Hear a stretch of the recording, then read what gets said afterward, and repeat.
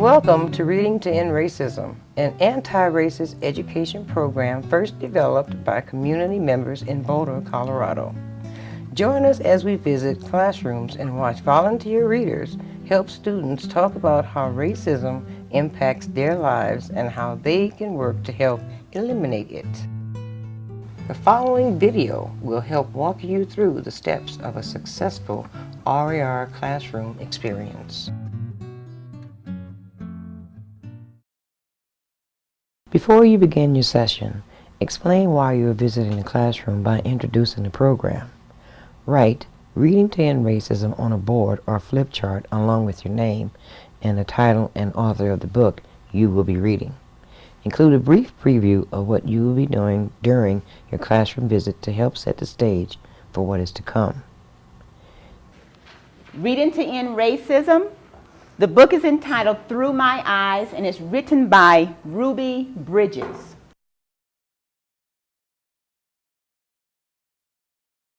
Begin your classroom session explaining why this work is important to you using dynamic storytelling techniques. Let me tell you all a bit about my life. In a nutshell, I am 50 years old. I grew up in the South around the same time that Ruby grew up. I grew up in what I call a cloud of fear.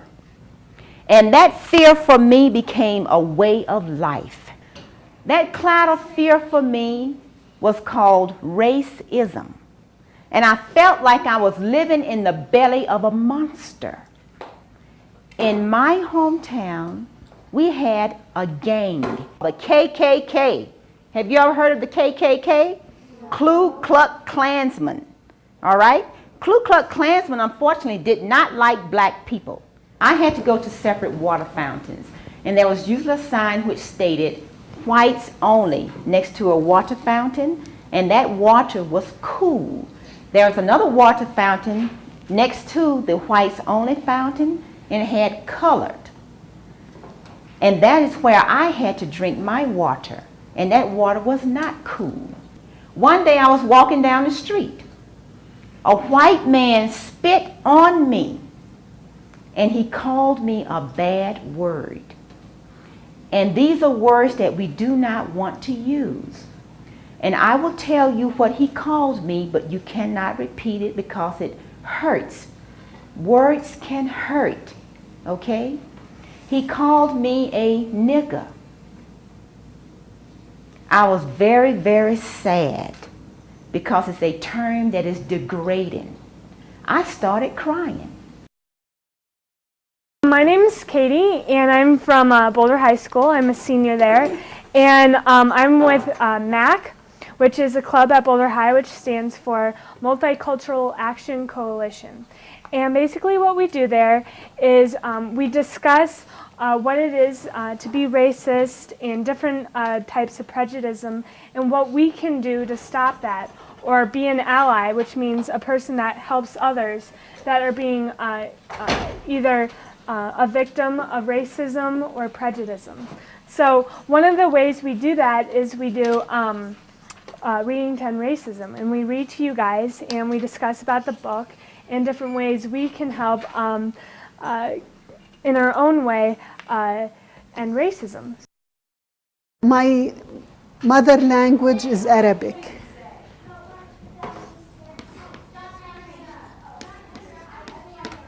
And my name is Arabic. Do you know what Arab countries, some Arab countries? Saudi Arabia is one. Egypt is one. Okay, now think of the countries around those because they are also Arab countries. So all of these, here's Egypt, Sudan, and this is Yemen, Oman, Saudi Arabia, Iraq, Iran, Bahrain, and you would see Jordan, Syria, Lebanon. My oldest brother and my oldest sister went to the door to see how much it cost, and so we could all get in and go swimming that afternoon. And I remember looking through the fence and just watching everybody having fun and splashing around and stuff, and it looked really neat to me because the water looked so clean. It looked so cool and refreshing, and people were laughing and having a good time. Remember, I'm about 8 years old, so a lot of stuff seemed really fun to me. And then they came back and said, we have to leave. And all of us, the rest of the kids, were like, well, why do we have to leave? We want to go swimming. No, we can't go swimming here. But why? You know, everybody else is swimming. Why can't we go swimming? And they said, well, they won't let us in because we're Mexican. And they say that we're dirty Mexicans, and so we can't go in. And I remember that day we went back. I don't know, I think we went to a park or something, and then we went back to where we were staying in this little place. And I remember, has any of you ever heard of lava soap? Yeah. Yeah? Have you felt it? It's like real rough kind of soap. I mean, it's rough. It's not like smooth and smelly good and stuff. It's a rough soap. And we had that soap, and I remember going into the shower and rubbing myself with that hard soap to see if I could get the brown off of me so that they would let me go swimming. And I didn't know then what was going on. I didn't know why they wouldn't let us in other than they said we were dirty. So I felt like maybe I could get clean if I could wash myself enough with lava soap. And since then, I've had a lot of different experiences in which I've experienced prejudice and I've experienced racism. Notice some techniques that our readers use to capture the listening imagination of their audience. Create an image or a scene for your listener. Develop empathy in your listener. Link your story to your mission of fighting racism. Other qualities to incorporate include the use of metaphoric language, body movement, and animation. The use of relevant props. That's okay. Go ahead. Will you hold it up so she can see it on the camera? Okay. I'd like to just get. Help your students to define the key terms you will be using, such as racism, prejudice, and other concepts that you will be exploring. At the same time, you will be gauging how much they know about the subject. Because of a program that's called Reading to End Racism, so you could probably imagine that if we want to end it, it's something that's not very good. So I wonder if you could tell me what you know about the definition of racism. What do you think it is? And could you tell me your name? Because I'm going to try my memory today and try and remember your names. Tell me your name first. Jill. When we talk about racism, we can read a lot of books, which are awesome to do because we learn a lot, especially through children's books. Racism in the United States is just a social system of privilege, power, and exploitation of people of color. Now, what do I mean by people of color? Yes. Black people, genius. Any more people? Yes. When we talk about racism, we talk about the people in the U.S. who have power over others. And most of those people are white. Believe it or not, when you're born white in America, you are born with a privilege. So one of the terms that we're going to define today is racism. The other one is prejudice.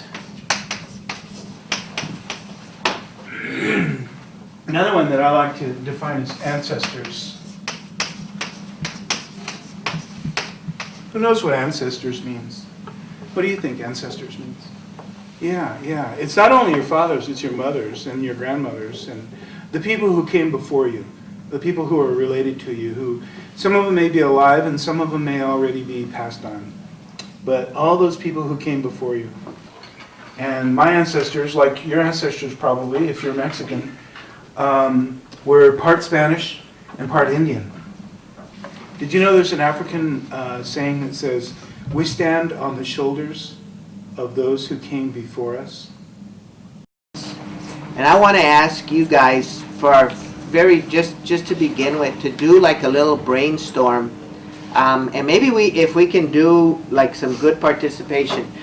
What do you think racism is, and what does it mean? Because that's one of our objectives for today, is to know what that is. What do you think it is? Yes, ma'am. Discriminate.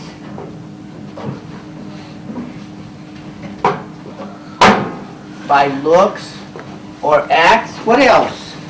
Can I ask this? You know, we said all of these things, and we were talking about racism. What's the difference, do you think, then, between prejudice and racism? Or can you say some different things about prejudice, sir? When you look at the word prejudice, what are the roots of that word? Sir, over here. Prejudge.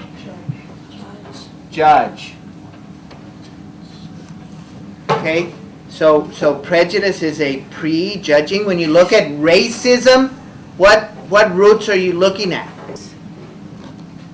And so can you start to tell the difference in all of these things between racism and prejudge, prejudice? As you read from your book, employ effective literacy strategies, connecting the text to your listeners' lives. And I'm going to read a book today called Whitewash. Can anybody guess what this story is about? That somebody's pretending to be white so they won't make fun of them? Okay. And you made some good guesses. And you know what? I was very surprised when I first read this book that the stuff that happens in this story really happened to people. I was fooling around in class with my best friend Crystal when Mrs. Steinberg called on me. You know? What I'd like you to listen for as we read the book are examples of racism. I'd like you to listen for what different people do about it in this story. And this is the way Jewish people, and I'm Jewish, celebrate. What, honey? I'm actually Jewish. Are you actually? I am actually also. Celebrate Hanukkah, and so this is a menorah, and this is a lot of what the story is about. He didn't know what to do. What would you do? Anybody? Yes. Well, if I was Jewish, I'd put it back up. Even if you were really scared? Yeah. Yeah. What would you do? I'm not sure. How do you think she felt? Scared? Violated. Violated? Here are some techniques to facilitate classroom discussion. Notice strategies that help draw out your students' awareness of racism and relevant personal experiences. Are we all different colors? Yes, we're all different colors. Are we all supposed to treat each other the same, even though we're different colors? Yes. Is it okay to be different colors? Yes. Is it okay to be different colors? Yes, put your fingers up. It is okay to be different colors. Can we say that? It's okay to be different colors. We're going to like each other anyway, right? Yes. I want to ask you guys some questions about the book. What did you feel as I read the book? Were you angry, or how did you relate with the kid? Did you feel what he felt?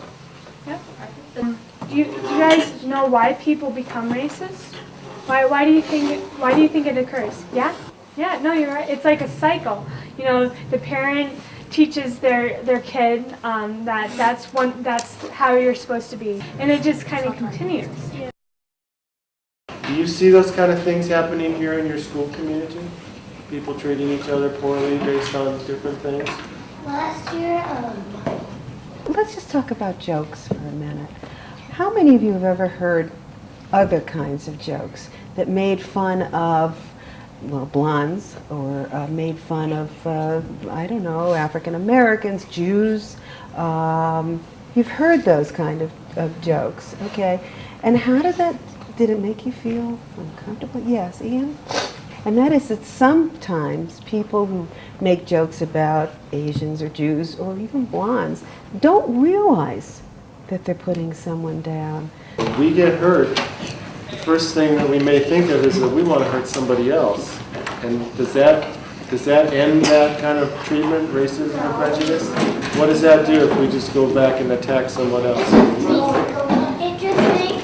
It makes it spread. Because then we say, well, I'm so hurt and I'm so mad that I'm going to go back and I'm going to hurt that other person. And those things have happened to me before too, where someone treated me really poorly. And the first thing I wanted to do was just hurt them. And I didn't, but I still felt bad when I left because of the way that they treated me, and I had to try and figure out some way to deal with that too. Now, one more thing here, what we do for good friends. Who hasn't had a turn? How about you? they fight mean people. Good friends fight mean people? Yes. Is it okay to fight at all? No. No. So maybe we can put that, On there. Happy face. how about friends don't fight? Does that sound okay with you? Okay. Thank you. Because it's really not okay to fight.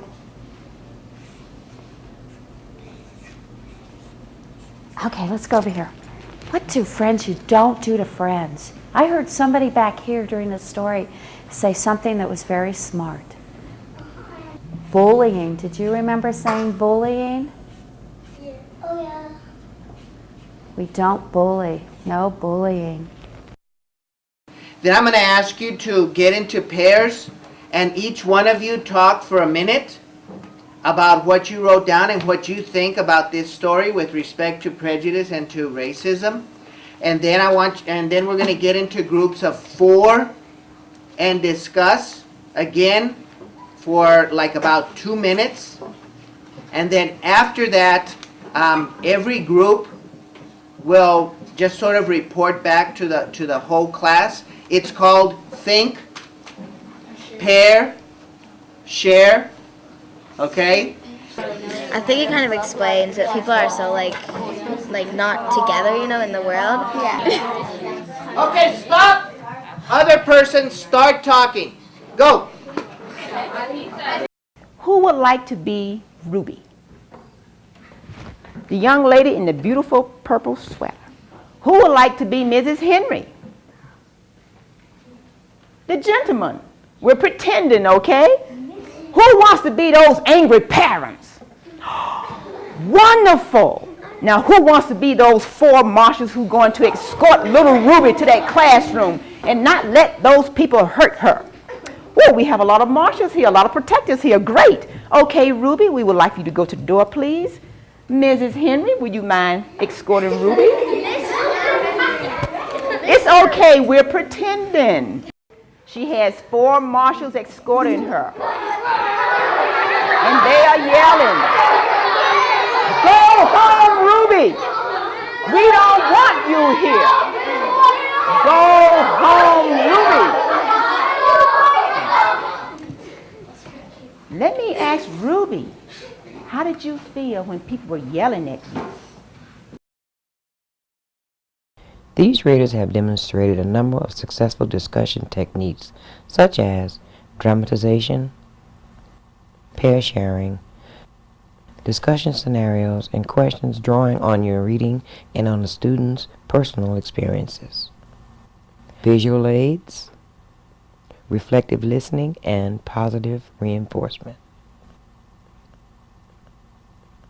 An important element of your classroom discussion is the section in which your students discuss how they can help eliminate racism. what I'd like to do is create a situation here, and let's practice interrupting what's going on in different ways. And you can try different things, whether you think it would work or not, in, quote, real life. You get to be very experimental here and see what could work. So let's make up this situation, or let's take one of these situations. Let's take the one that you just said, okay? So how many people were involved? How come you're not like Norma? How come you don't look like me? Hey, how would you feel if somebody would call you names? What else can you do to help eliminate racism or stop something bad from happening like that? What could you do?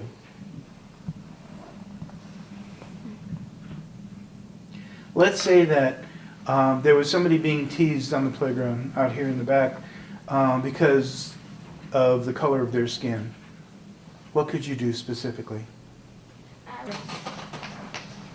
you going to make fun of them too? Or are you just going to make fun of the person that... So you would ask or talk with people who are being prejudiced? Okay. Know that there's something that you can do, even if you have experienced it or even if you haven't experienced it. And I want you to tell me what you can do to end racism in your experience, in your life, where you hang out, in this school, in your neighborhood. What can you do? And I'm going to go around really fast and have each of you tell me one thing that you can do. Journey to a hate-free, it's a hate-free millennium, yeah. It's a journey to a hate-free, yo. It's a hate-free millennium. Show some affection, go in the right direction and end oppression, cause people might hit depression. So let's make a correction in our lives, stroke up a close fire and say, no more oppression. Don't be scared and mess up your herd. Yo, we trying to make a change, so don't act strange when we come to you and ask you what you gonna do. What you wanna do. This is a badge of courage. All right? You notice how little Ruby had her badge? She had a lot of courage. And I keep this picture in my office because this is my badge of courage. When I think about little Ruby going to that school by herself, and she did not turn back. Of course, she was afraid at times, but she continued to go because she knew what she was doing was right. So I have on a badge of courage, and I want all of you all to stand up, and we're going to make a pledge. And you state your name. I, Hazel Harris, promise that I will go home and talk to my parents and my friends that racism should be eradicated from the face of the planet. I promise to say that racism is wrong. And I promise to keep my promise. Now give yourselves a hand.